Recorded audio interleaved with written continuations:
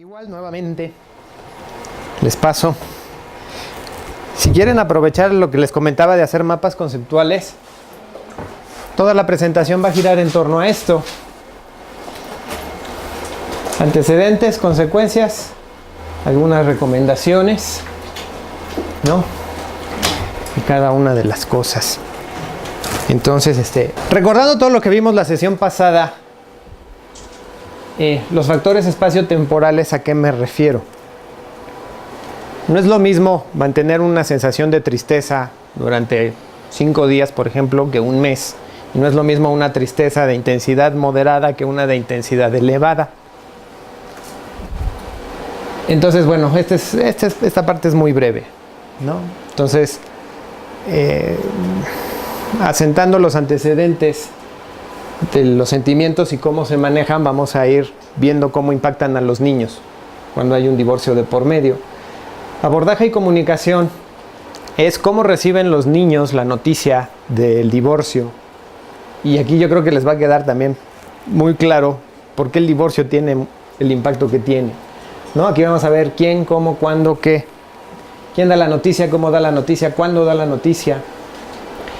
Y una vez que se tiene la noticia, pues bueno, ¿cuáles son las consecuencias que piensa haber a largo plazo o unas consecuencias más estables y las consecuencias más inmediatas, ¿no? A corto plazo, psicosociales, familiares, legales. Aquí en psicosociales, bueno, se las dividí en generales, por desarrollo, por género. Y aspectos legales, las visitas, el síndrome de alienación parental. Ay, parece trabalenguas. Y finalmente las recomendaciones. Factores espaciotemporales. ¿A qué me refiero? Ya vimos todos los sentimientos que genera el divorcio. Ahora vamos a lo que les decía, dimensionarlos en tiempo y espacio. Se le pueden estudiar 3 aspectos a estas emociones, que son estos: intensidad, duración y frecuencia. Con intensidad, ¿a qué me refiero? Pues bueno, qué tan elevado es en cuanto a sensación, digámoslo así, la emoción, la ira, la tristeza, es muy grande, es muy elevada, es muy fuerte, ¿no? No es lo mismo tener un papá recién divorciado que experimenta un enojo alto a un papá recién divorciado que experimenta un enojo más bien bajo. O un papá que experimenta una tristeza alta a uno que experimenta una tristeza más moderada. Ahora, este es nada más un primer factor. Un segundo factor, ¿cuál es? ¿Cuánto dura ese episodio de enojo, de tristeza, de culpa, de venganza, ¿no? ¿Qué tan prolongado en el tiempo es? Entonces, igual no es lo mismo tener un papá enojado 5 minutos que un papá enojado 10 minutos, media hora, 5 días. Y finalmente, el tercer elemento o el tercer factor que se puede analizar es la frecuencia. ¿Qué tan seguido se presentan estos episodios en intensidad y en duración? Igual, no es lo mismo tener un papá enojado con una frecuencia de 1 vez a la semana que de 2 veces a la semana, por ejemplo, ¿no? Entonces tengan siempre esto en cuenta ahorita que hablemos del efecto en los niños, porque tiene que ver, tiene peso, ¿no? Tiene influencia. Ahora, esto es nada más un pequeño recordatorio de las fases.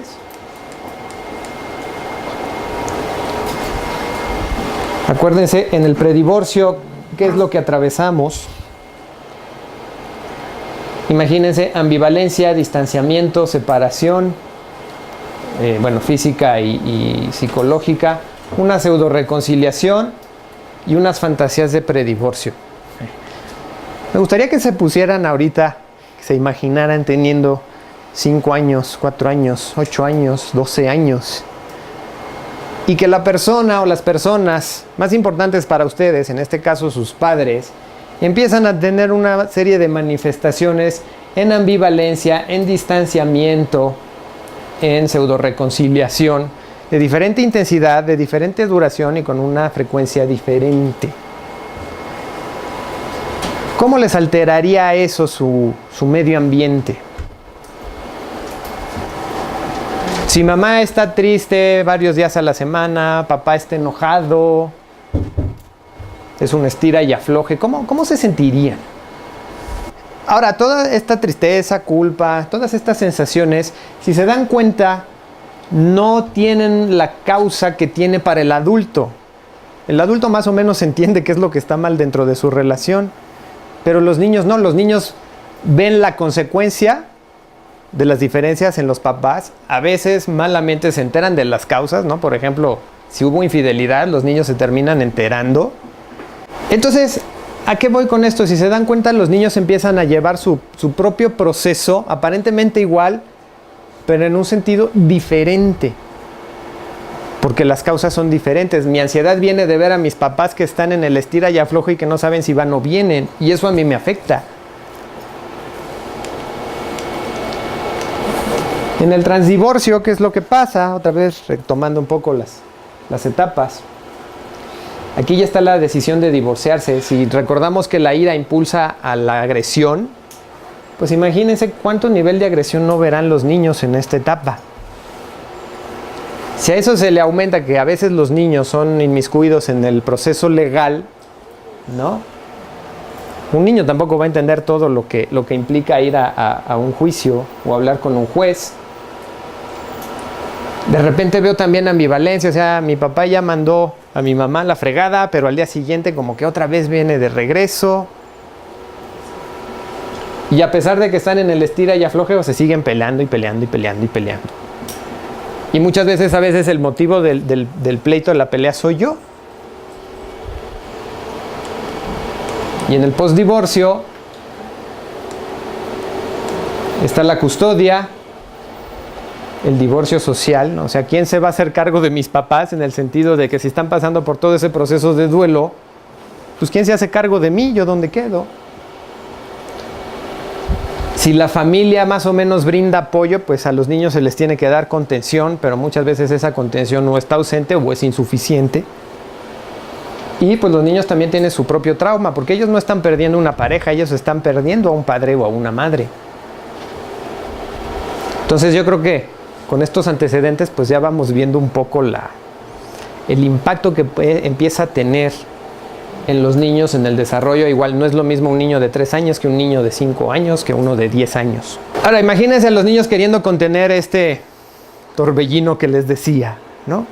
¿Ustedes creen que van a poder? Si a los adultos nos cuesta trabajo.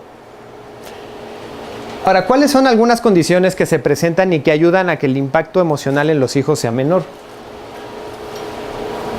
Cuando el sistema logra tener una vinculación suficiente para mantener la sensación de pertenencia. Que los hijos entiendan que lo que se está rompiendo es la diada de pareja, es el sistema de pareja, digámoslo así, pero que ellos siguen perteneciendo a una familia, que sus papás van a seguir teniendo un rol parental, ¿no? Y que ellos tienen cabida y una función importante dentro de ese sistema. La flexibilidad del sistema también es un factor atenuante. Por ejemplo, cuando se hacen juntas en las escuelas, ¿no? Si los papás terminaron peleados y no se pueden ver, a veces es de, oigan, necesitamos que vengan a la escuela, pues ¿quién? Los dos, y es revivir otra vez los pleitos, ¿no? Si los padres tienen la flexibilidad, a lo que les decía la clase pasada, ¿no? El anteponer las necesidades de los hijos a las necesidades personales y ser flexible, no engancharme en el pleito que traigo con mi expareja, pues va a ayudar también a los niños. Jerarquía parental. Que los papás logren conservar su autoridad y ser todavía figuras de autoridad, que establezcan normas y que esas normas sean nutricias. Yo creo que aquí normalmente el padre que juega el rol del que abandona o el que se va y mientras más tiempo esté alejado, pues va perdiendo justamente esta autoridad, ¿no?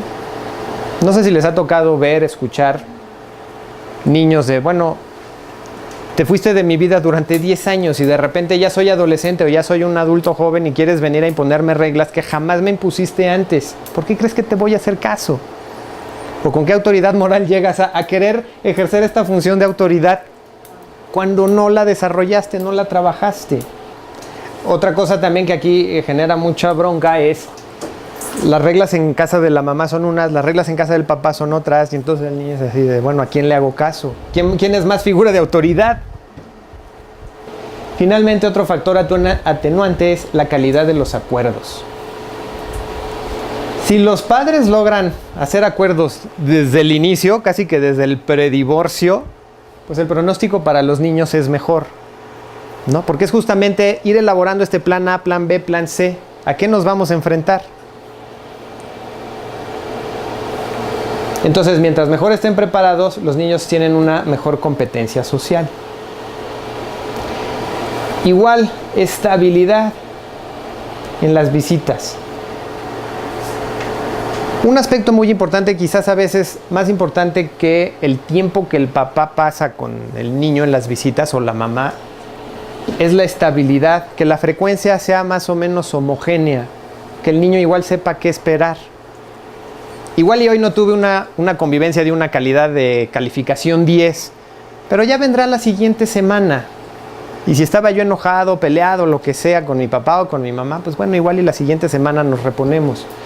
Pero si las visitas son, viene este sábado, después ya no sé si van a pasar 2 meses, 3 meses, 5 meses, ¿cuándo te voy a volver a ver? No hay oportunidad para que las emociones que el niño está teniendo se puedan trabajar con el progenitor, en este caso, que genera la emoción en el niño. Bueno, puede tener un lado positivo quizás en cuanto a la convivencia, pero vuelvo a lo mismo. Para definir que algo es mejor que otra cosa hay que tener claro el objetivo. En esta situación que planteas yo observo algo. Les decía acá que los padres deben de conservar su rol autoritario, su figura como su rol de figuras de autoridad, ¿no? ¿Qué pasa? En el ejemplo que me pones, un padre que nada más sirve de proveedor económico no está jugando su rol de autoridad en el sentido de ser una guía educativa para los hijos. Es yo te paso el gasto, yo te paso el dinero, pero ellas te bolas. Si estás enfrentando problemas de drogas, si estás enfrentando tus impulsos sexuales de la adolescencia, pero yo no soy una figura que te dé contención, que te sirva de apoyo, que te dé firmeza, pues allí ¿qué autoridad hay? Leía yo un autor que decía, para que los padres sean figuras de autoridad, la autoridad primero se tiene que asumir, ¿no? Si yo no me reconozco como figura de autoridad, pues ¿quién me va a...?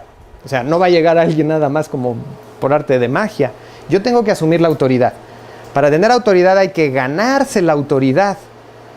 ¿Cómo se gana la autoridad? La autoridad se gana, pues en un sentido resumido y práctico, supervisando.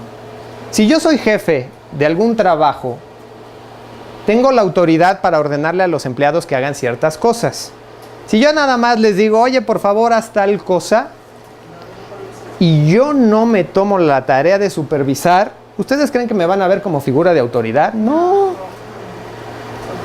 Tengo un amigo que es ingeniero que se dedica, bueno, trabajó como inspector en el área de seguridad industrial muchos años. Y entonces él llegaba al extremo de, a ver, si la máquina requiere un mantenimiento de apretarle el tornillo A cada 5 días, llegaba con el empleado y le decía, ¿ya lo apretaste? Sí, ya lo apreté. No, nada, a ver, ven para acá. Lo llevaba donde estaba la máquina, a ver, quiero ver que aprietes el tornillo. A ese grado tenía que llegar. Entonces, ¿qué pasa? Este señor que fue proveedor económico no tiene un rol de autoridad y de repente intentaría asumirlo después del divorcio, le va a costar trabajo. Si habiendo un vínculo, digamos, cumpliendo un rol de familia, no lo tenía, ¿por qué ahora que la relación de pareja se rompió, esperaría que los hijos lo vean como figura de autoridad? Yo allí pensaría que más que benéfico le va a costar trabajo. ¿A él y a los niños? También, porque va a decir, bueno, si tú no has fungido como figura de autoridad, ¿por qué ahora sí? O van a decir, bueno, ¿por qué ahora te entró el cariño y el amor, no? Ahora sí te preocupas. Cuando se me cayó el diente, por ejemplo, pues no estuviste allí, pero ahora ¿por qué sí? Entonces, no quiere decir que no se puede obtener un beneficio de eso, pero van a tener que atravesar también por un proceso. Igual otro factor atenuante es que los padres no abdiquen de sus responsabilidades. Muchos después del divorcio, pues ahí te quedas con los hijos y viva la vida, ¿no? Te sigo proveyendo nada más. ¿Sí? Algunos. No, pero otros creen que divorciarse de la pareja es también divorciarse de los hijos, porque son tus hijos, ¿no? Y finalmente, la pensión alimenticia también tiene un simbolismo psicológico para los niños. ¿Qué les dice la pensión alimenticia? Que mi papá o mi mamá está velando por mi bienestar, que se interesa por mí. Esos serían los atenuantes. Ahora vuelvo a lo mismo. ¿Cuántos casos de divorcio conocen ustedes donde estos atenuantes estén presentes?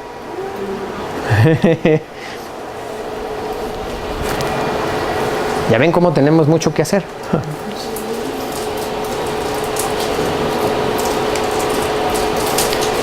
Abordaje y comunicación. ¿Por qué les pongo esta imagen? Nadie se quiere aventar el torito de avisarle a los hijos que nos vamos a divorciar. ¿Ah? Pocos papás enfrentan esa tarea con esta valentía.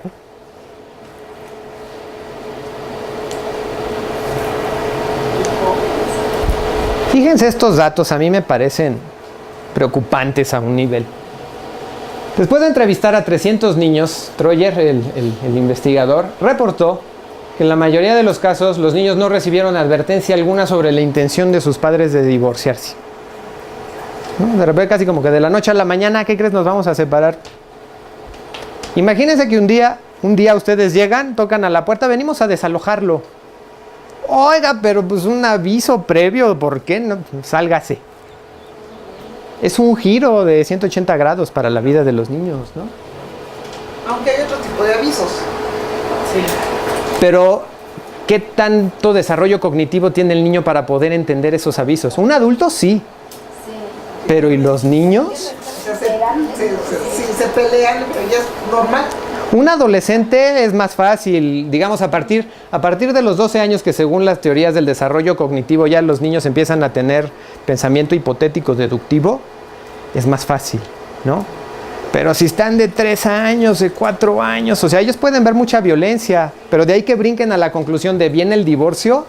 No saben ni siquiera yo por lo que es el divorcio. A veces también, ¿no? Ahora, igual y tienen una imagen que promueven los medios de comunicación sobre el divorcio, ¿no?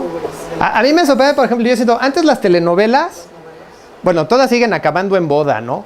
Pero algunas ya hasta osan empezar con una boda, le crean un conflicto ahí a la pareja protagónica, se separan y empiezan a meter divorcios también desde el inicio, ¿no? Y se vuelven a casar. Entonces también los niños están absorbiendo eso. ¿Qué concepción han de tener los niños en cuanto al divorcio de acuerdo a la edad que tienen? Ahora fíjense también acá, estos autores en el 96, 80% de los niños más pequeños no estaban preparados para la separación de sus padres. Ahora aquí también yo les pregunto, les decía en la clase anterior, a ver, ¿cómo podemos decir que un adulto está preparado para la separación de sus padres? 80% de los niños no estaban preparados. ¿Cómo podemos decir que un niño está preparado para la separación de sus padres? Digo, no tengo yo más datos, me encantaría saber cómo lo midieron estos autores para decir que el 80% no estaba preparado. ¿Qué consideraron ellos que era una preparación adecuada o suficiente? Entonces, fíjense cómo con esos datos ya empezamos mal. Ahora, antes de decirles yo todos estos componentes, ¿cómo le dirían ustedes a sus hijos o a un niño que se van a divorciar? ¿Cómo se imaginan que sería la mejor manera de hacerlo? ¿Cuántas parejas lo abordan así? Otra vez, volviendo a la lucidez mental, si la balanza está desequilibrada hacia una emoción intensa, negativa, ¿cuántos papás se preocupan por armar un escenario agradable para dar la noticia? ¿Cuántos tienen el autocontrol para al momento de avisarle al niño no escupir o no hablar pestes de la pareja, ¿no? Yo creo que muchos niños han de tomar la explicación de los padres del divorcio como si fuera un discurso político, ¿no? De la situación de cómo está el país, que nos dicen, no, ahí vamos a tener esto y esto y esto y esto, una campaña política, los padres pueden prometer muchas cosas, pero al momento, ¿cuánto de eso realmente tienen los niños? Entonces, fíjense, cuando no se recomienda informarles a los niños sobre el divorcio, cuando la separación es solo una fantasía o un deseo. Primer problema y primera dificultad. ¿Se acuerdan cuál era una de las etapas del proceso de predivorcio? Pues las fantasías, la ambivalencia sobre todo, la pseudo reconciliación, el estira y afloje. Entonces, aquí me están recomendando no avisarlo cuando apenas es una fantasía o un deseo. Pero muchas parejas lo viven como sí, ahora sí es la buena, y de repente no, siempre no. Entonces a los niños les avisan, no, pues sí nos vamos a divorciar. Pasan unas semanas ya que lo que veíamos, ¿no? Ya que la realidad se empieza a imponer, no, siempre no, tu papá ya se regresó, tu mamá ya se regresó. Si las personas no tienen conciencia de las etapas, de la ambivalencia, de la pseudo reconciliación, pues lo más probable es que le avisen a los niños a la primera de cambio, dejé de querer a tu papá, dejé de querer a tu mamá, nos vamos a divorciar. Y luego si pasan por las etapas por las que normalmente se atraviesan, ¿no? ¿Qué crees? Pues ya siempre no. Y ahora, si los papás no entienden todo ese proceso emocional, ¿ustedes creen que se lo van a explicar a los hijos? ¿O que los hijos lo van a entender? Ahora, ¿cuándo sí? Cuando la decisión es ya definitiva. Cuando se agotaron todas las posibilidades, ¿no? Como decíamos antes. Ahora, no sé si se van dando cuenta cómo esto es muy teórico, ¿no? Es muy difícil poder medir el momento exacto, ya es definitivo. Ya dejó de ser una fantasía, ahora sí se va a consolidar. Ahora, otra manera de saber cuándo dar la noticia es cuando el niño pregunta. Sí hay relaciones en donde la agresión y el círculo ataque contra ataque es tan evidente que el niño se da cuenta, sobre todo los que empiezan ya a tener un mayor desarrollo cognitivo y llegan y, oye, ¿te vas a divorciar de mamá? ¿Te vas a divorciar de papá? Pero ahí también hay que estar preparado. Si yo no tengo un discurso que darle al niño y llega y me pregunta y otra vez voy impulsivamente, pues sí, ¡ay! Ahora, hay una, fíjense, esto me gusta porque pues nos ayuda más o menos a orientarnos en espacio-tiempo. Porque esto va de acuerdo al desarrollo cognitivo. Si la noticia se le va a dar a un niño menor de 5 años, se recomienda una anticipación de entre 7 y 10 días. Si el niño tiene entre 5 y 8 años, de 1 a 2 meses, fíjense, o sea, ya estamos hablando de por lo menos 30 días. Y si el niño tiene más de 8 años, más de 2 meses. ¿Por qué la diferencia? Mientras más pequeño es un niño, menor manejo tiene de los conceptos espacio-temporales. Ayer, mañana, hoy. Tu papá se va de la casa el lunes. Si yo todavía no sé cómo son los días de la semana, para mí el lunes puede ser dentro de un año, ¿no? Entonces, si tú me lo avisas con 2 meses de anticipación, el día que llegue la fecha que papá o mamá se vaya, no me voy a acordar. Entonces, si se van dando cuenta, conforme el niño va creciendo y es capaz de manejar mejor los tiempos, pues se requiere de mayor anticipación. Y de alguna manera írselo recordando, oye, falta tanto tiempo, te recordamos que el plan va a ser este, tú no vas a sufrir, a ti no te va a pasar nada, ¿no? Idealmente. Ahora vuelvo a lo mismo. Esto sucede en la realidad. Yo creo que hay niños incluso que, oye, mi papá, no, pues ya se fue. ¿Desde cuándo? Pues hace una semana. Me tocó una vez una persona, digo, no tanto relacionada con divorcio. Su padre falleció, ella tenía, como 4 años me parece. Y le mintieron, le dijeron que su papá se había ido de viaje. Imagínense el impacto psicológico, ¿no? Bueno, aquí la razón era la muerte. Pero bueno, llevémosla a un divorcio, ¿no? Oye, es que tu papá se va a trabajar o es que tu mamá se va a trabajar. Y el niño vive su realidad basado en esa premisa. ¿Cómo le va a afectar? Ok, eso es el cuándo. Vamos a ver el quién, pues lo que ya decía, ¿no?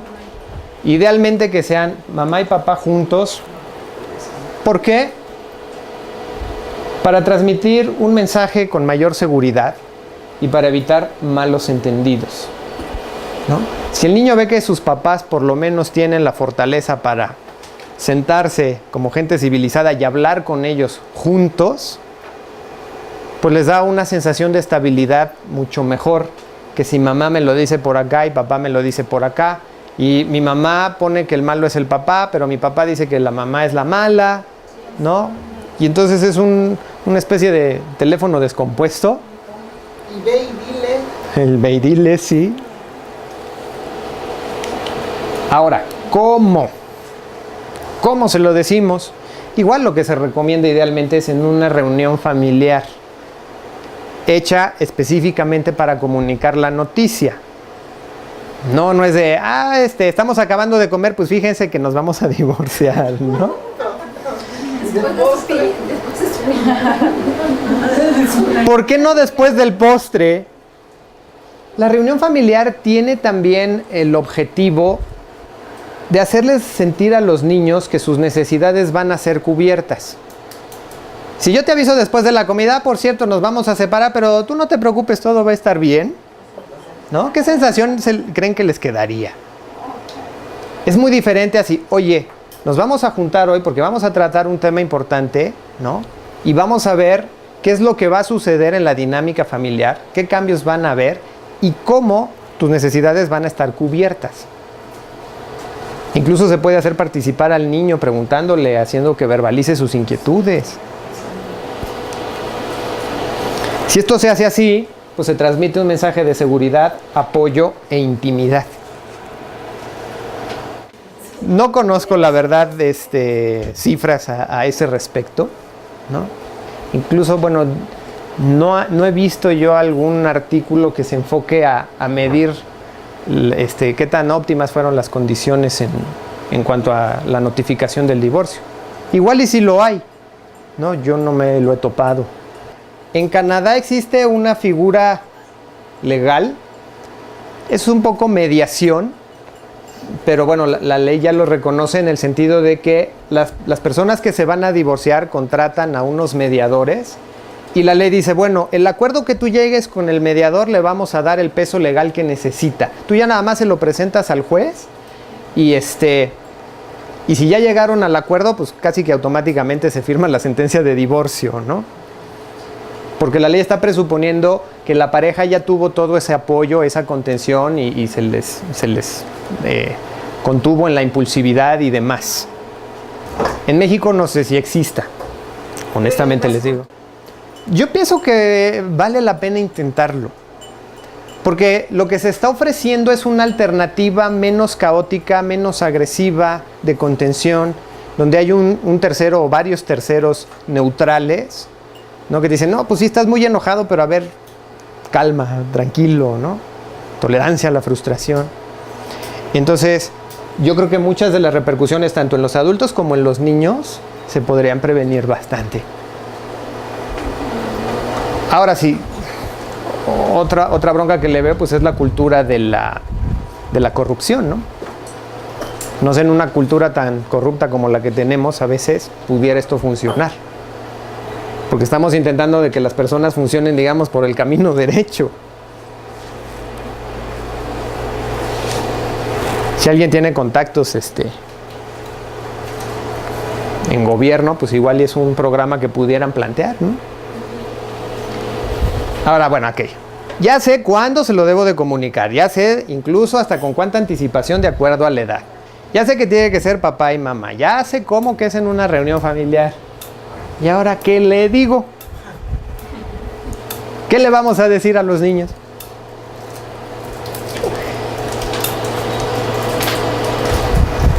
El qué y el por qué. Explicarles en qué consiste el divorcio a su nivel, ¿no?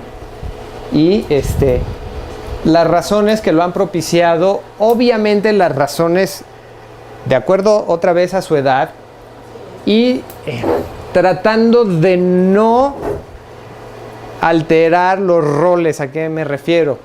Si el motivo de la separación es infidelidad, por ejemplo, los niños no tienen por qué andarse enterando de los deslices de alguno de los papás. Ok, si está contextualizado para la edad y desarrollo del niño, se puede. Fíjense que muchas veces lo conflictivo del qué decir va matizado con el cómo lo digo. No es lo mismo decir, bueno, pues fíjate, me imagino un caso, ¿no? También ya más comunes, en donde el papá se haya asumido con una orientación homosexual y descubrió que pues, su matrimonio era simplemente una pantalla. Explicarle al niño, bueno, pues ahora papá está enamorado de otra persona. Entonces, no es lo mismo darle la información al niño, yo manteniendo la calma, tratando de manejárselo en un sentido positivo, ¿no? De qué bueno que tu papá siga sintiendo amor por otra persona, a decirle, pues es que tu papá es un esto, otro y lo demás allá. Ya no puedo decir las palabras porque ya están reguladas y me pueden multar, pero... O sea, ¿se fijan el impacto emotivo que va en el discurso? ¿Qué más se puede o se debe comunicar? Los intentos fallidos. Explicarle a los niños que de alguna manera hubieron ocasiones en las que se intentó recuperar o reestructurar la relación de pareja, ¿no?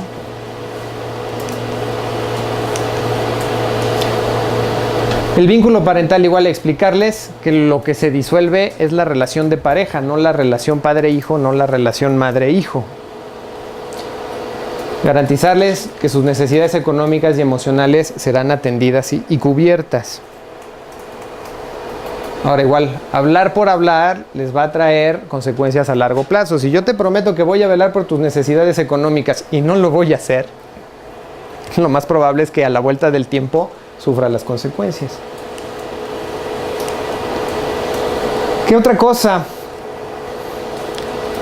No hacerlos sentir responsables o culpables de la separación. Esto es un poco más difícil porque hay que estar muy al tanto de la emotividad del niño, ¿no? También a veces por su desarrollo cognitivo es casi, bueno, no quiero decir imposible, pero es muy difícil evitar que el niño se responsabilice de alguna manera. Como no hay un desarrollo de la relación o del pensamiento causa-efecto, los niños muchas veces llenan las piezas del rompecabezas con lo primero que se imaginan o con lo que sienten más a la mano. Entonces no nada más por decirle no te sientas culpable ya está garantizado que no se va a sentir culpable, ¿no? Hay que ir monitoreando su estado emocional. Ahora, otra vez, si los padres traen un estado emocional con el ánimo por los suelos y se les pide monitorear el estado emocional de los hijos, pues sería un ciego guiando a otro ciego, ¿no? Vaya. Informarles cuáles son los cambios que va a haber en sus rutinas, en su vida, ¿no? Custodia, vivienda, escuelas, visitas, economía, etc. Explicarles que la decisión que se tomó es inmutable, que no va a cambiar. Por eso en el cuándo veíamos que cuando la decisión ya es definitiva, entonces se comunica. Si no es definitiva, pues no tiene caso explicar la inmutabilidad.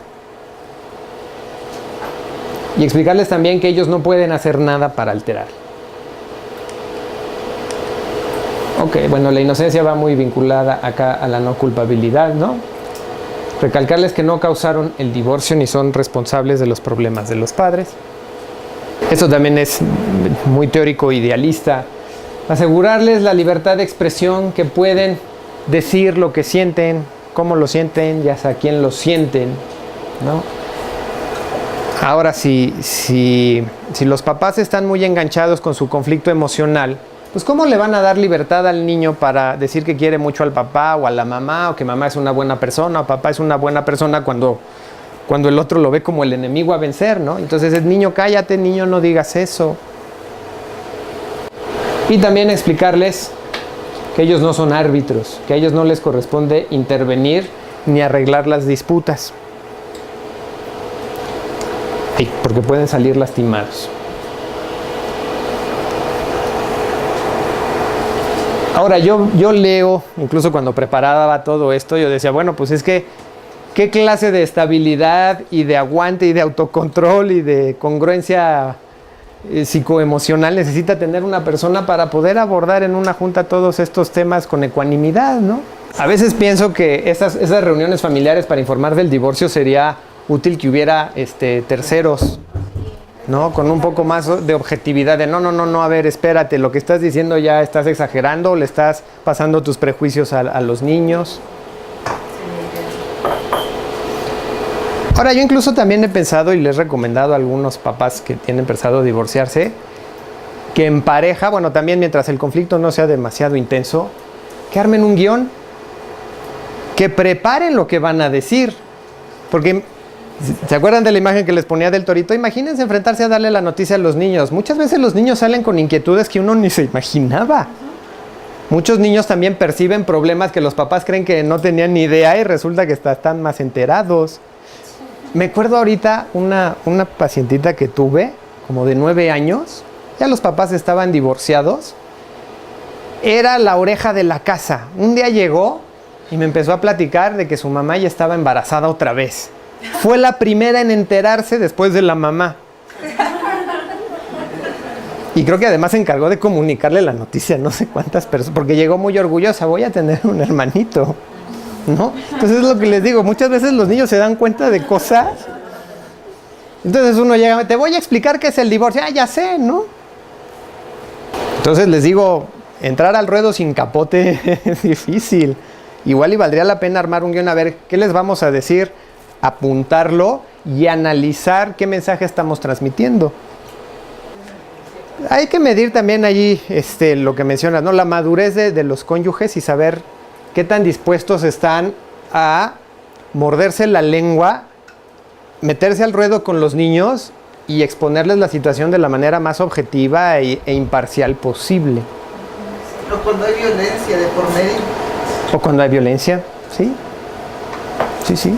A veces los moretones son evidentes, ¿no? Entonces, pues, el niño hace la matemática y también, pues, ay, mamá, ¿qué me vas a explicar si ya sé por qué, no? O a veces son incluso los niños los que fantasean con la separación. Fíjense las consecuencias a más largo plazo. Yo no sé si algunos de ustedes sean hijos de padres divorciados. Y si lo son, ¿cómo afectó eso a su identidad? Sobre todo también la época en las que les tocó el divorcio de sus padres. Ahora ya es lo que decíamos, ¿no? Como que menos mal visto, ya es más light, ya es más entendido. Pero había una época en donde el estigma era muy fuerte, ¿no? Y eso modifica la identidad. El niño se siente como parte de un subgrupo, ¿no? Soy hijo de padres divorciados y al ser el hijo de padres divorciados estoy viviendo toda una serie de características que me definen y parte de esa definición es el conflicto que hay en casa. Bueno, lo que les decía, la pertenencia a este subgrupo. Se ha visto también que los hijos de padres divorciados crecen con una sensación de que crecer es difícil. ¿Cómo no va a ser difícil? Lo que veíamos, si tienen que enfrentar un tornado que ni siquiera les compete a ellos frenar y tienen que lidiar con todo eso. Muestran también sentimientos generalizados de pérdida y de tristeza. Digo, siento que mucho de esto no hay necesidad de explicarlo y más después de todo lo que hemos analizado el proceso emocional, no es como que obvio.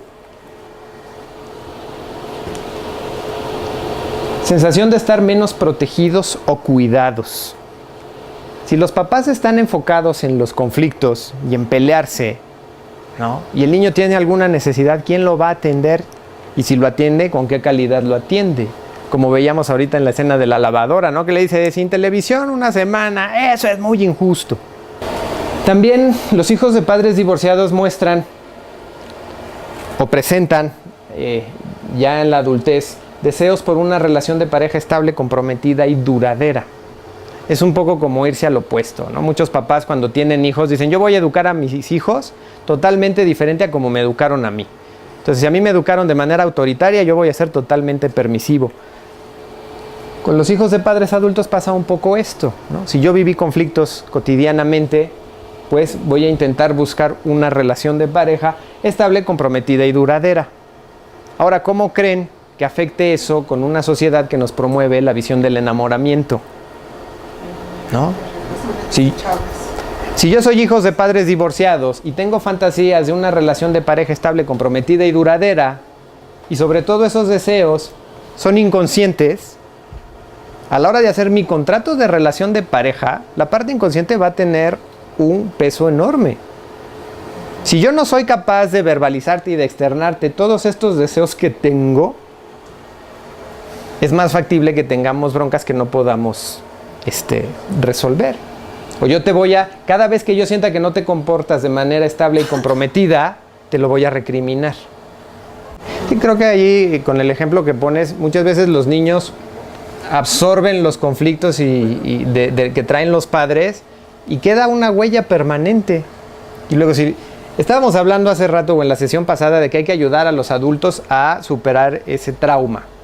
Pero ¿y los hijos? Si los hijos heredan el trauma porque pues, ni siquiera tienen velen el asunto, no, a los hijos ¿quién los ayuda?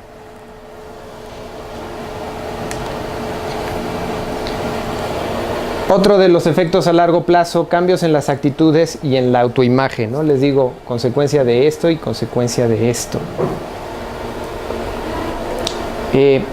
Piénsenlo, utilizando el modelo lónico de la sexualidad, ¿no?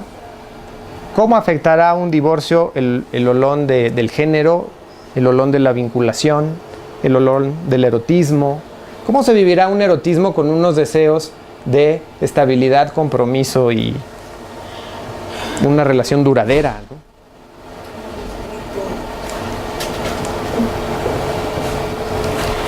Eso también es interesante. Me encontré un artículo que decía 9 efectos negativos de los hijos de padres divorciados.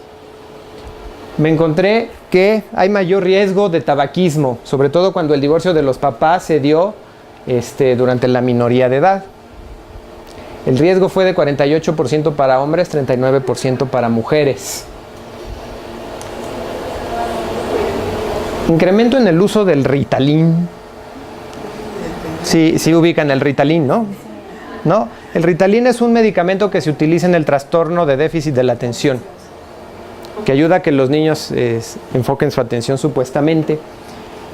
¿Por qué sube el consumo de Ritalin? Porque el divorcio es una situación estresante y ese estrés se manifiesta conductualmente como inquietud. Entonces llevan al niño al psiquiatra o al terapeuta, tiene TDA, dele su Ritalin. Entonces, lo que arrojan los números es que 3.3% venían de padres no divorciados y 6.6% de padres divorciados de los niños que consumían Ritalin bajo diagnóstico. Un pobre desempeño en matemáticas y habilidades sociales. Las habilidades sociales, los problemas en habilidades sociales creo que quedan claramente expresados después de ver una dinámica donde los papás están ladrando como perros todo el día. Si yo lo que estoy aprendiendo es a vincularme a través de la agresión, pues es menos probable que tenga amigos. Si estoy un poco más grande y mi identidad se ha visto afectada porque me considero parte del subgrupo de hijos de padres divorciados, pues igual y lo que me retiene a socializar es el estigma. ¿Qué van a decir de mí? ¿Me van a aceptar? ¿No me van a aceptar? ¿Y por qué creen que pegan las matemáticas? Exactamente. Porque no tienen la habilidad para concentrarse, enfocarse lo suficiente y sacar una operación aritmética de manera exitosa. Susceptibilidad a la enfermedad, un 35% más de riesgo de desarrollar algún problema de salud. Mayor riesgo de abandonar la escuela. El divorcio de alguna manera también les está enseñando cómo manejar el compromiso. Fíjense, propensión al crimen. ¿Por qué? Pues porque si veo violencia intrafamiliar voy a pensar que la violencia está bien. Otro aprendizaje, otra enseñanza que tienen es que está bien mentir, ¿no? Es que dile a tu papá tal cosa, o es que dile a tu mamá tal cosa. Y muchos límites que se deberían de respetar de la identidad y del ambiente del niño se violan durante el divorcio, ¿no? Eso lleva a confrontaciones y van moldeando una personalidad, digamos, más sociopática, como más criminal en ciertos casos. Mayor riesgo de infarto en la adultez. Me imagino yo por la cantidad de estrés y las pocas estrategias que aprenden los niños para manejar el conflicto. Mayor riesgo de divorciarse, ¿no? Lo que veíamos antes. Si yo tengo unas expectativas muy altas y no las sé manejar, pues es más probable que termine también separándome. Y finalmente una muerte prematura. Pero el divorcio es una solución. Ahí está, no, ya está. A corto plazo, ¿qué efectos vemos a corto plazo? Bueno, igual les comparto aquí una caricatura, ¿no? Que igual y las cortes deberían de implementar esto, capacitar al reemplazo. Ok, ¿cuáles son algunas de las repercusiones de manera general en lo social? Otra vez, quiero que se pongan o que se imaginen como si tuvieran 5 años, 8 años. 5 años sobre todo, que es cuando más dependientes somos de los padres. Cambios económicos. Nos vamos a cambiar de casa. Muchas veces ese cambio de casa implica que si se vivía en una casa de varias habitaciones, como el ingreso ahora va a ser menor porque se tiene que dividir, pues nos vamos a mudar a un departamento o a algo todavía incluso más pequeño. Cambio de escuela. Imagínense también la ansiedad que le genera a los niños su vida social. ¿Qué va a pasar? Mis amigos, si me cambian de escuela, ¿a dónde me van a llevar? ¿A quién voy a conocer? ¿Con quién voy a jugar? ¿Con quién me voy a relacionar? Y voy a estar... ¿Perdón? ¿Me van a aceptar? ¿Me van a aceptar? Porque además mis papás se están divorciando o son divorciados. Cambios en las normas y en las reglas. A veces las reglas se hacen más rígidas. ¿Por qué? Pues ya no está papá o ya no está mamá y ¿sabes qué? Ahora te toca entrarle con más ahínco a las labores domésticas, ¿no? Como hay menos ingreso, pues igual y no se puede pagar un apoyo doméstico. También por eso muchos niños de padres divorciados crecieron con la idea de que el crecimiento es difícil, porque tuvieron que entrarle a labores de mantenimiento del hogar. Otras veces las reglas están en franca oposición, ¿no? Mamá ordena unas cosas, papá ordena otras cosas. Entonces, ya me cambiaste de casa, ya me cambiaste de escuela, y las normas son una cosa de este lado y otra cosa de este lado. Y yo tengo 5 años. O sea, es como papá, mamá, ubícate, ¿no? Igual, ¿con quién se vive? Ahora, yo soy un niño de 5 años que me tengo que ir con alguno de mis padres. ¿Esa decisión de con quién voy a vivir fue una decisión armónica? No. Idealmente. ¿O fue una decisión conflictiva? ¿Me preguntaron, me consultaron? ¿O a ti te toca vivir con tu mamá o a ti te toca vivir con tu papá? ¿Por qué? Pues porque así te toca. Entonces, no entiendo ni siquiera, bueno, a veces, ¿no? Si no entiendo qué razones son las que hay detrás de por qué me voy a vivir con uno o con otro, y además, sin conocer esas razones, me cambio de casa, me cambio de escuela y las normas cambian. Imagínense que ustedes se van a vivir a otro país, a un país extranjero. Y no les dicen por qué. De repente llega una autoridad, los pone en un avión y te vas. ¿Con quién vas a vivir? Una familia ya te va a adoptar. ¿Qué voy a hacer? ¿De qué voy a trabajar? ¿Cómo voy a vivir? ¿Será una familia amigable? ¿No será amigable? ¿No? Sí, a veces puede venir la petición, por llamarlo de alguna manera, del padre, o a veces es el mismo niño el que asume el rol voluntariamente porque ve lo triste, deprimido y demás ansioso que está el papá o la mamá. Entonces yo te tengo que cuidar. ¿Qué más? Cambio de hábitos. Lo que les decía, ¿no? Apoyo en casa. Igual si antes no me hacían tender mi cama, pues igual y ahora sí. Antes si no tendía la cama no se enojaban, pero ahora mi mamá tiene tantas presiones económicas y demás que si no tiendo la cama me ladra o me brinca la yugular. Alimentación, antes comíamos carne, ahora te conformas con pasta, ¿no? O alcanza para una lata de atún. Pero es que comíamos hamburguesas todos los sábados, pues sí, mi hijito, pero no alcanza. La convivencia con amigos. ¿A quién puedo llevar a la casa? ¿Cómo tomarán mis amigos el que mis papás ya no que alguno de mis padres ya no esté? Igual apoyo de terceros. Si antes papá o mamá era como que una de las figuras principales de contención, ahora ya no está. Y si está, igual ya está ocupado, ocupada en sus propios problemas. Cambios de humor en los padres, ¿no?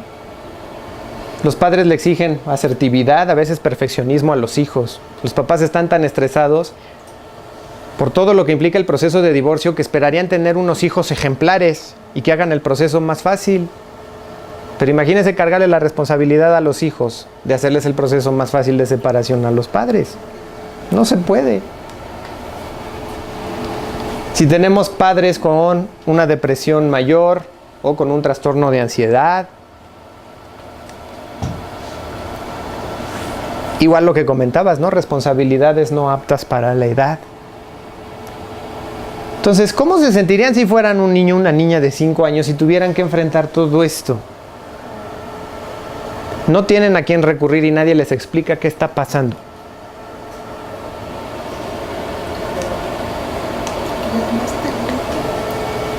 ¿Cuáles van a ser las consecuencias? Pues van a sentir temor e inseguridad, evidentemente.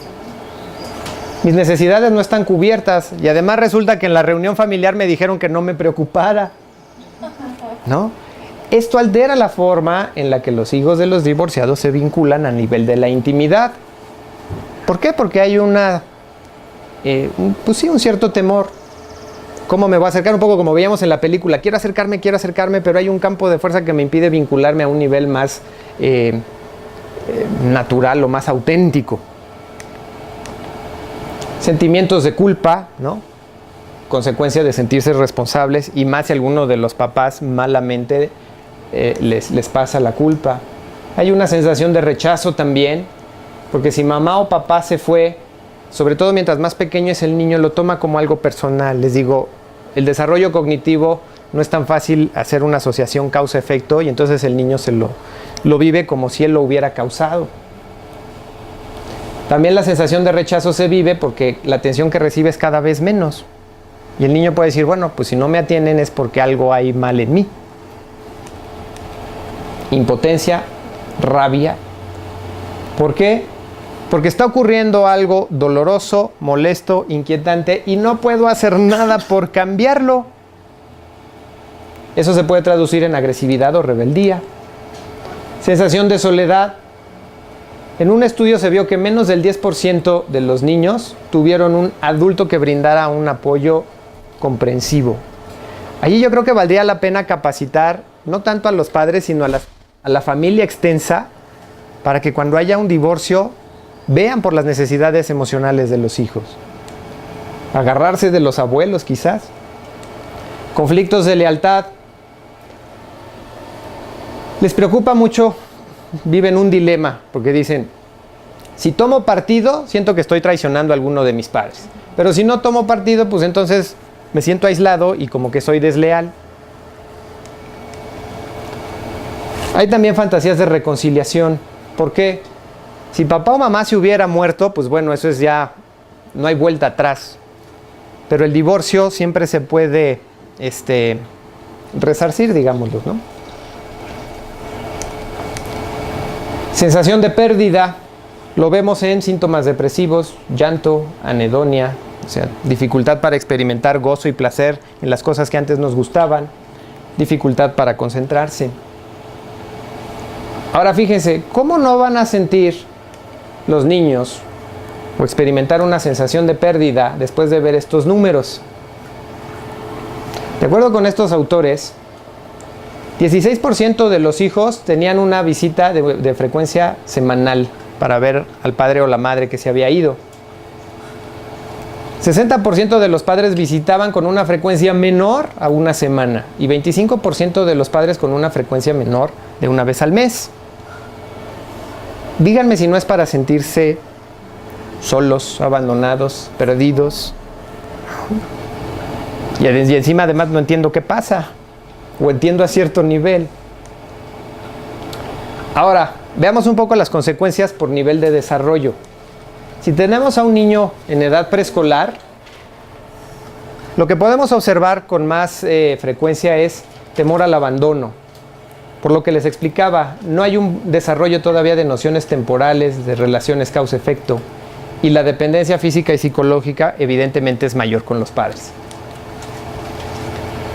Hay mayor dificultad para tranquilizarse porque el niño no tiene el desarrollo emocional para autocontrolarse, entender sus emociones y poder hacer algo para estar menos ansioso. ¿Y esto en qué tipo de conducta se puede traducir? De los 0 a los 12 meses, irritabilidad, tristeza. Aquí fíjese, estamos hablando de que los niños todavía ni siquiera hablan o apenas están empezando con el lenguaje. Ya vieron todo el ambiente que se percibe en una relación de pareja donde hay divorcio o amenaza de divorcio. Imagínense todo lo que ese niño está absorbiendo y que no puede decir porque no tiene lenguaje todavía. 1 o 2 años lo que se ve es llanto, dificultad para separarse de la madre, dificultades del sueño, aparece el objeto de seguridad, el objeto transicional, ¿no? Que lo hablan algunas teorías, ¿no? El peluche o la cobijita de no me quiero desprender de él, no me duermo si no tengo la cobija, no me duermo si no tengo esto. Y de los 3 a los 5 años aparecen reincidencia en viejos hábitos, piden la mamila, piden el chupón, que ya lo habían dejado, se hacen pipí en la cama, posesividad, orden extremo, bondad extrema, agresividad. Eso con los preescolares. Vamos a ver ahora de los 6 a los 8 años cómo les pega y cómo les afecta. Lo que ya mencionábamos, dificultad para concentrarse, bajo rendimiento académico, consecuencia del primero, mayor intensidad en conflicto de lealtades. Como ya voy entendiendo yo las reglas del juego y soy parte de la dinámica destructiva, siento que se me está imponiendo un rol. Entonces, como no sé de qué bando soy o a qué bando pertenezco, pues vivo ese conflicto. Miedo a ser reemplazado, ¿no? Otra vez el desarrollo cognitivo me hace darme cuenta de que quizás mis papás pudieran cambiarme por otro. Hay un componente allí fantasioso, ¿no? Pero el niño ya siente que su rol puede ser ocupado por otra persona. Miedo a perder al padre no conviviente, ¿no? Si ya se fue y tengo unas visitas de menos de una vez al mes, pues es probable que lo pierda. Y aquí se da también una mayor manipulación. Como vimos en la película y como seguramente ustedes lo ven en los niños saben leer muy bien a los padres, les toman la medida muy fácil a los padres y aprenden a manipular sutilmente de acuerdo a lo que son sus necesidades o a lo que es su conveniencia. Si los papás están enojados el uno con el otro, el niño encuentra maneras muy sutiles, lo que les decía, ¿no? Un pequeño estímulo y los papás se lanzan a la yugular en uno al otro. El niño puede aprender a utilizar esa agresividad para obtener lo que quiere. De los 9 a los 12 años, ¿qué es lo que observamos con más frecuencia? Pues ya están más conscientes de su futuro, ¿no? Les empieza a preocupar la estabilidad que habrá en sus vidas, especialmente en lo social. Se está empezando a acercar la adolescencia. Se acordarán que la adolescencia es una etapa donde es muy importante la relación con el grupo de pares. Surge miedo, por ende, a que los planes se vengan abajo.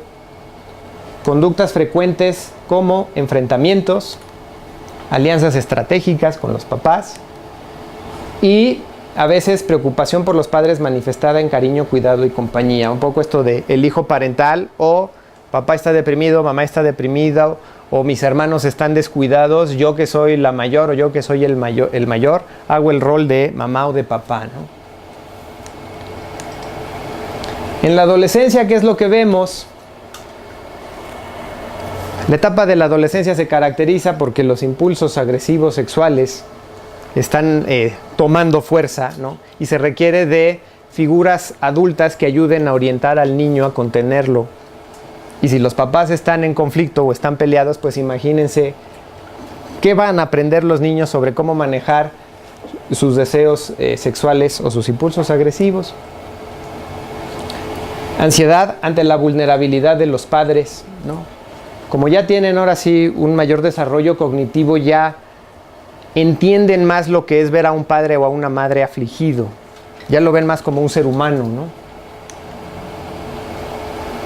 Les perturba también darse cuenta de que sus padres son personas que tienen problemas y que también tienen impulsos sexuales. Si aparece una novia o un novio, ¿no? Ah, caray, mi papá o mi mamá está empezando a tener actividad sexual con otra persona. ¿Perdón? Es de mi edad, ¿no? A veces también eso pasa y eso es un shock, ¿no? Sensación de que la brecha generacional se ha violado. ¿Esto a qué se refiere? Normalmente los adolescentes es, ustedes bola de rucos allá y yo con mi grupo de amigos acá, ¿no? Nosotros traemos nuestra onda. Pero de repente, ¿qué pasa? Se da el divorcio y un poco lo que tú dices, ¿no? ¿Cómo es que mi papá ya está andando con una persona que me lleva 2, 3, 5 años? Está rompiendo el pacto implícito de la brecha generacional. Un bloqueo del desarrollo de la autonomía, también vinculado con el hijo parental, ¿no? Los niños que asumen la responsabilidad de ciertas cosas, y le pongo yo aquí, ser como una enfermera para los padres. Papá, ¿qué necesitas? Mamá, ¿qué necesitas? Yo voy y yo lo hago. Que puede llegar a dar una personalidad codependiente, ¿no? En un cierto sentido. Yo valgo en la medida en que satisfaga las necesidades de mis padres.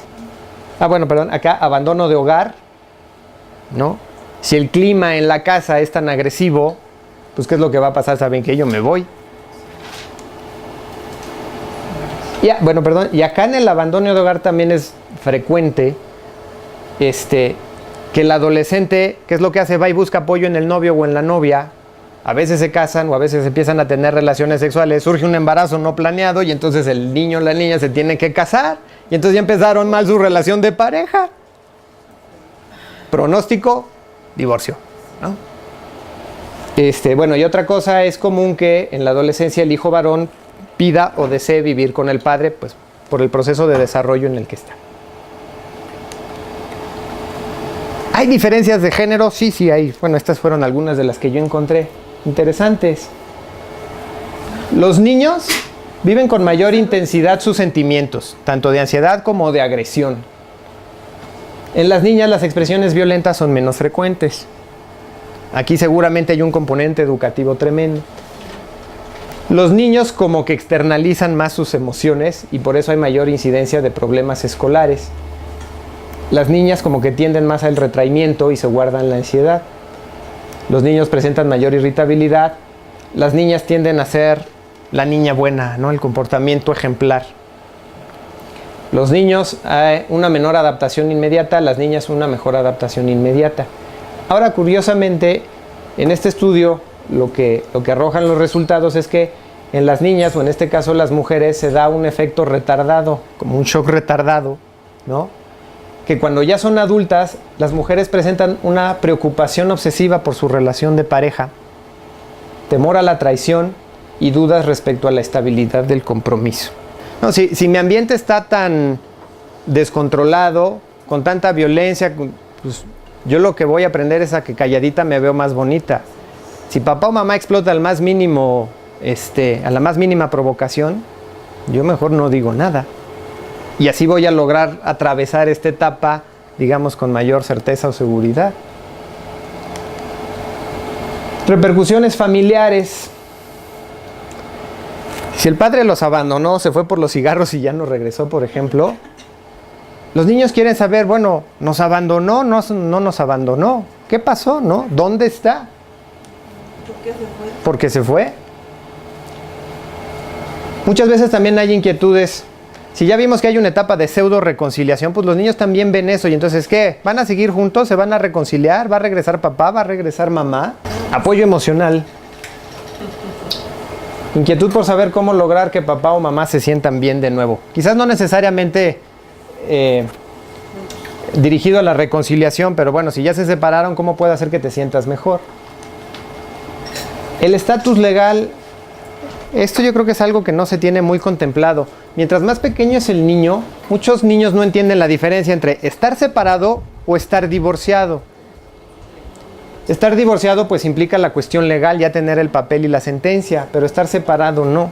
Entonces no entienden cuando es que todavía estamos separados pero no divorciados. Bueno, ¿y eso qué quiere decir? Explícamelo a mi nivel. El régimen de visitas. Aquí puede haber problemas ya sea porque el niño desea aumentar las visitas o incluso disminuir las visitas. Si no siente esa confianza con el papá o con la mamá que se fue, pues igual y lo que desea es una menor frecuencia de contacto. A veces puede haber inquietudes por irse a vivir con el otro progenitor. Si los hijos empiezan a manipular y quieren chantajear, esta es una manera bastante importante de darle lata a los papás, ¿no? Porque empiezan a decir, es que con mamá sí tengo esto, esto, esto, o esto, y es que con papá sí tengo esto, esto y esto, y estaría mejor con el otro. Manejo de la honestidad. Imagínense otra vez que tienen 5 años, vamos a suponer que su papá es el que se fue de la casa, se cambió de estado y ustedes lo van a visitar porque les toca la visita.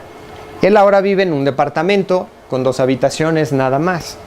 Llegan con su maleta y creo que la primera sensación es, ok, esta es tu nueva casa. Hay un rol diferente, la dinámica cambia, ¿no? Y de repente su papá les dice, bueno, este va a ser tu cuarto. ¿Qué tan cómodos se sentirían ustedes en una casa nueva que es de su papá, ¿no? Un lugar que no conocen, que no está acondicionado a su gusto, ¿no? Y de repente, ok, ya dejan su maleta, dejan sus cosas, vente a cenar y se sientan a la mesa y nada más están viendo el techo, están viendo el reloj, ¿no? O bueno, vamos a poner el ejemplo si fueran más adolescentes porque ya hay como más conciencia, más conocimiento. Entonces, ¿qué pasa? Tuvimos una llamada telefónica donde yo ya te platiqué cómo me fue en la escuela y tú ya me platicaste cómo te fue en el trabajo. Y ahora que te vengo a visitar, no sé de qué hablar contigo. Figura de autoridad no eres porque fuiste proveedor. ¿Cómo me voy a relacionar contigo? Por eso les decía yo que ir a casa de papá no necesariamente es la aventura o el aspecto padre, ¿no? Porque se crea un momento de intimidad donde ahora tengo que relacionarme contigo a otro nivel, con otras reglas, en otras circunstancias. No sé quién eres y tú no sabes quién soy. Entonces muchas veces las visitas o tener a otro papá con otra serie de normas no es tan padre como se piensa. Y luego, perdón, por eso iba aquí con el manejo de la honestidad. Papá, ¿cómo te voy a decir que me siento incómodo yéndote a visitar? El cuarto que me das no lo siento para mí, ¿no? Está condicionado como para un niño de 5 años, yo ya tengo 13 por decir algo, ¿no? Entonces muchos niños también tienen conflicto de cómo le explico a mi papá o a mi mamá qué es lo que siento. Igual respeto de los límites.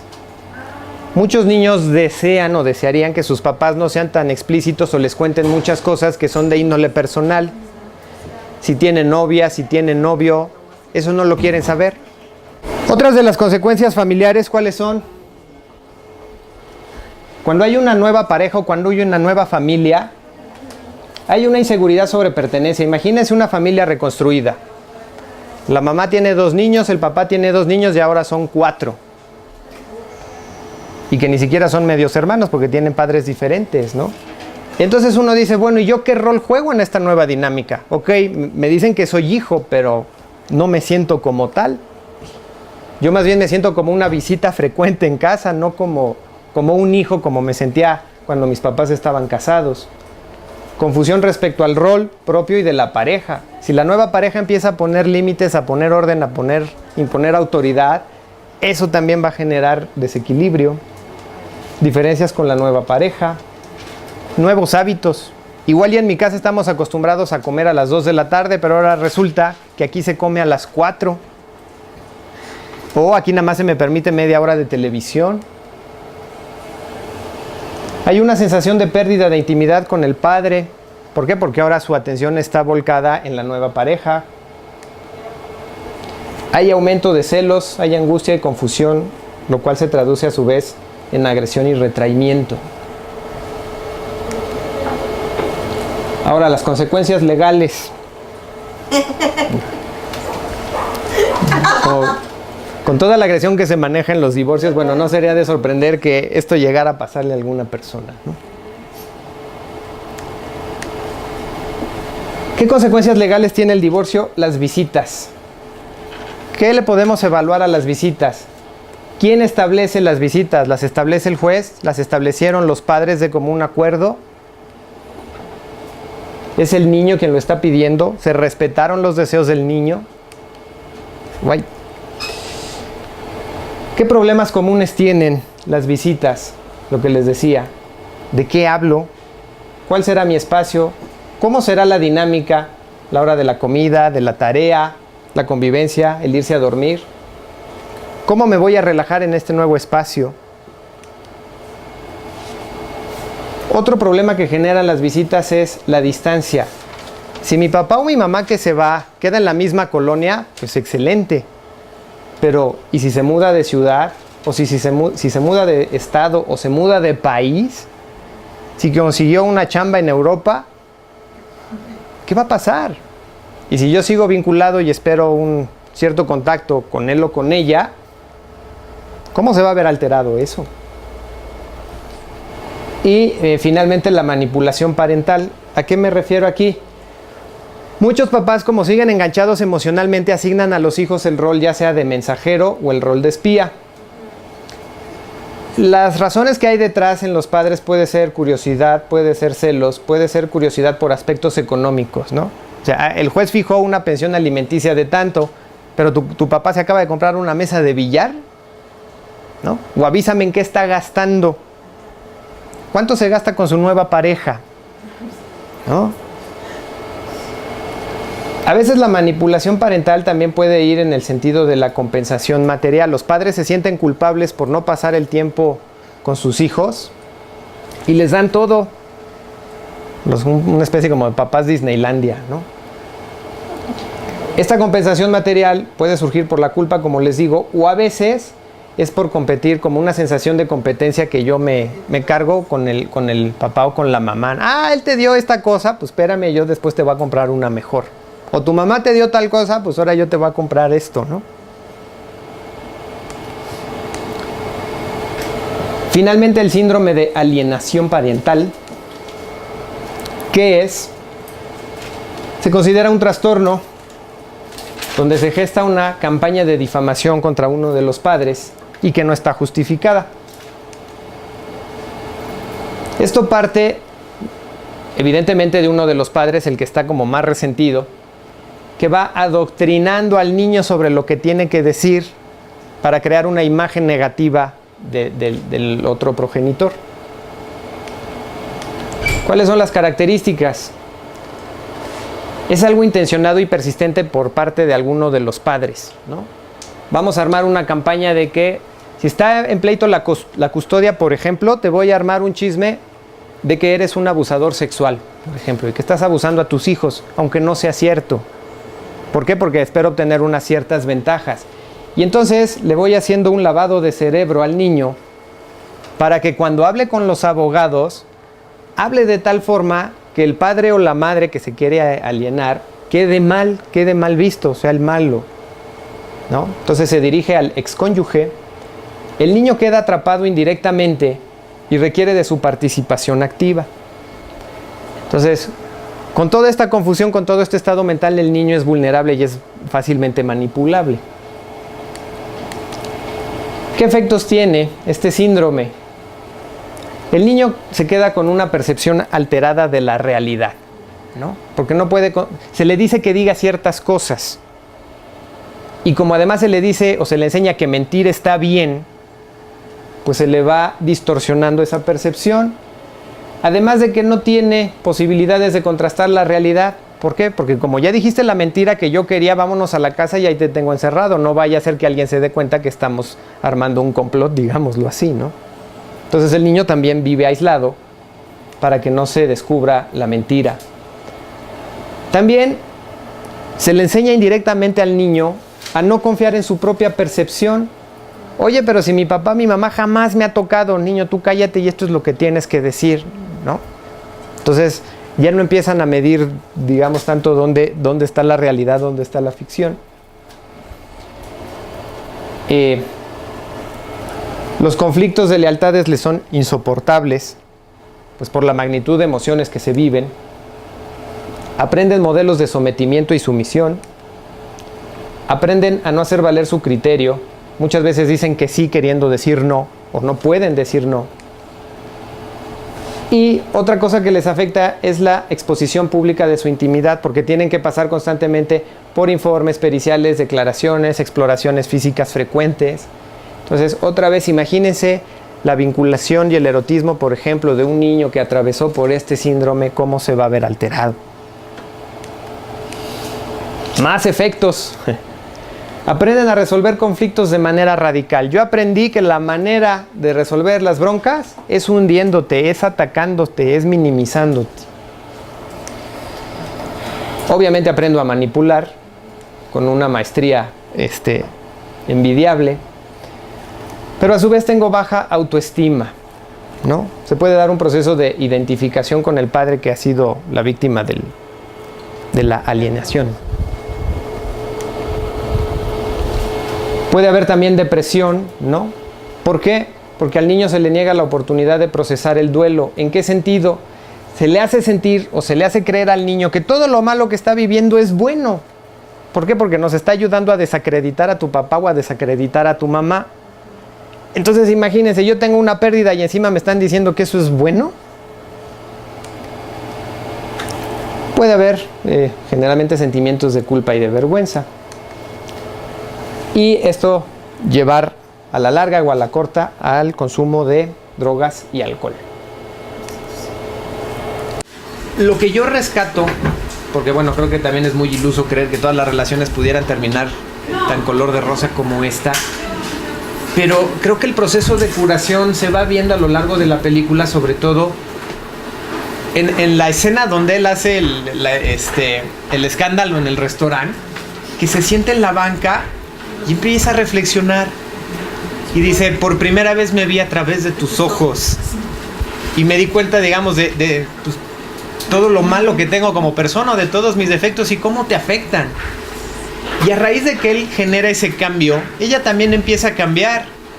No sé si se dan cuenta cómo cuando ella lo va a visitar a su casa, el que tiene el rol ahora de serio es él. Ella empieza así como que con comportamientos más que eran de él, y él es tajante, ¿no? Vamos a hablar de esto y les vamos a decir de esto. Como que cambian. Y ella también empieza a darse cuenta. Se empezó a ver a sí misma a través de los ojos de él. Y no sé también si ven cómo después de ese proceso la ira empieza a bajar. Los deseos de venganza empiezan a bajar. La tristeza también empieza a ceder. Estoy entendiendo cuál fue mi rol en todo esto. Ok, aquí tuvimos una buena integración. Pudiera ser también que desemboque en separación, pero ojalá fuera justamente así, entendiendo cómo me veía el otro a través de sus ojos y cuáles eran los defectos que veía en mí y por qué eran tan complicados o tan conflictivos.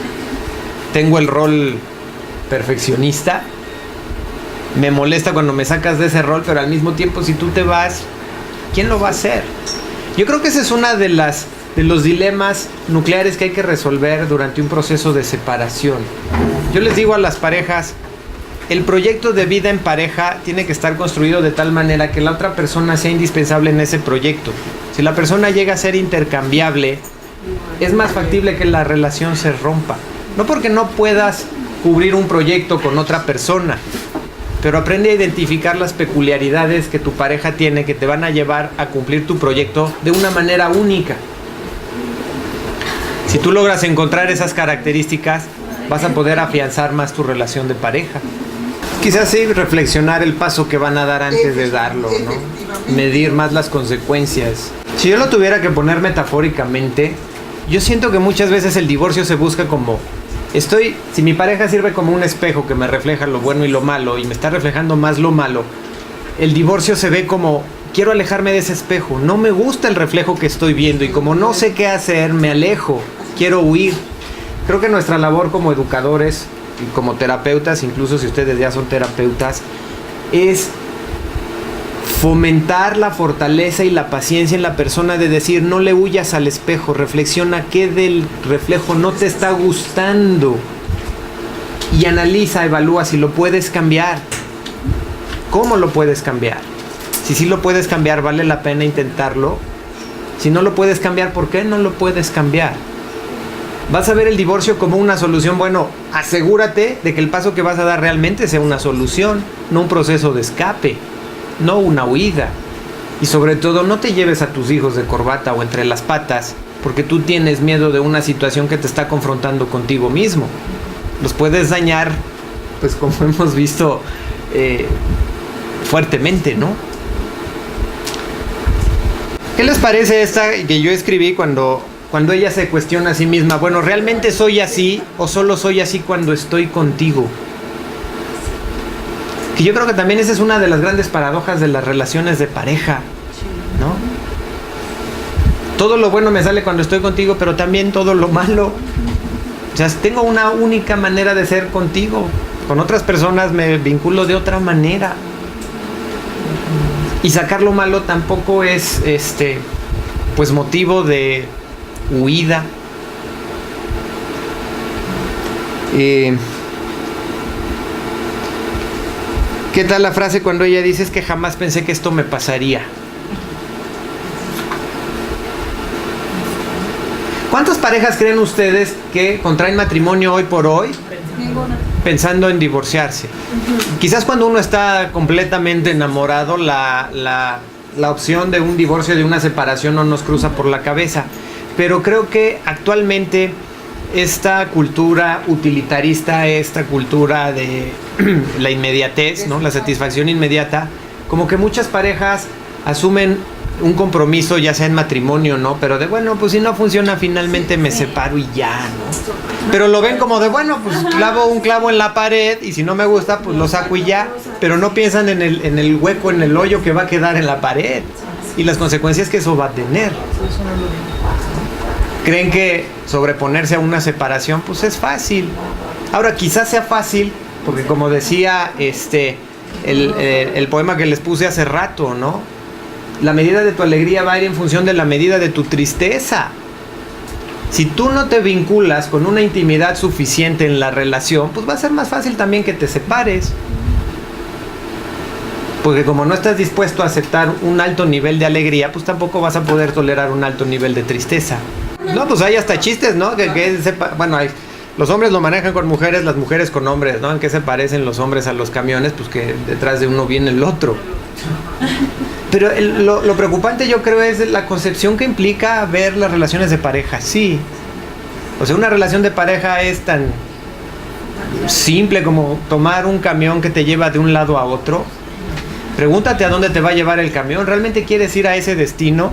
Porque igual, y tú quieres ir a un lado y el vehículo que tomas va al sentido opuesto, ¿no? Ahora, esta cultura, ¿cómo creen que limita? Si nosotros hablamos de que los solones son un potencial de la sexualidad, ¿cómo estará limitando la sexualidad esta concepción de las relaciones de pareja? Vínculos, género, erotismo, reproductividad.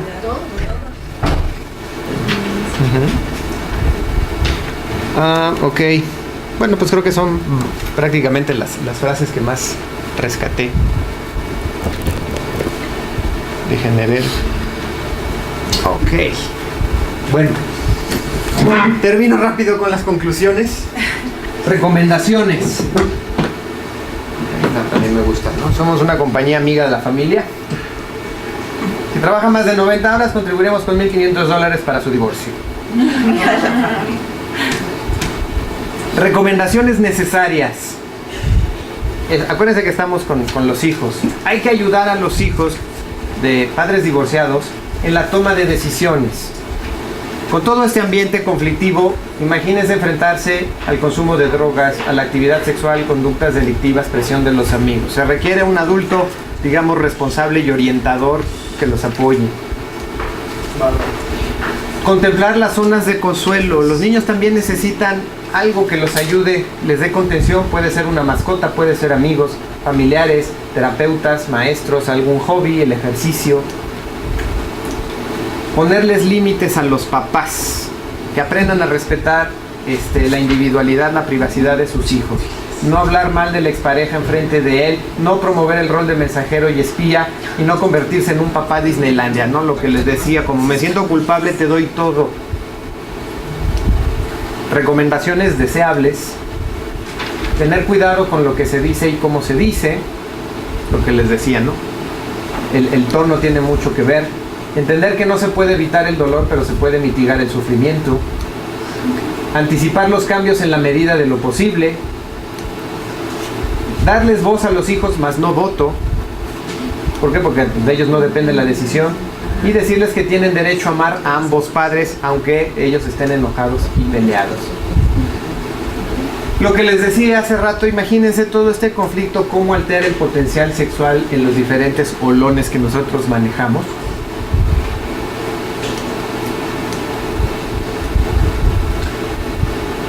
Lo que les he también mencionado a lo largo de las clases, ¿cuántas y cuáles de todas las consecuencias descritas en esta clase observas en tu práctica profesional cotidiana? Y en tu labor como educador sexual, ¿qué herramientas o elementos tienes para ayudar a mitigar los efectos que el divorcio tiene en los niños? Ok. Bueno, pues con esto terminamos. Espero haberles dado un panorama bastante general, haberles enriquecido, abrirles el panorama, que no se queden con la idea nada más de que el divorcio es una solución así nada más, no, hay que trabajarla, no es automática. Y sobre todo que se sientan motivados, que con esto que están aprendiendo van a hacer una labor muy importante en este país que requiere un montón de trabajo en el área de la sexualidad como nosotros la entendemos. Yo pienso que vamos a tener un mejor matrimonio. Espero. Claro, eso ya no me. Si no, bueno, los veo en las pláticas prematrimoniales.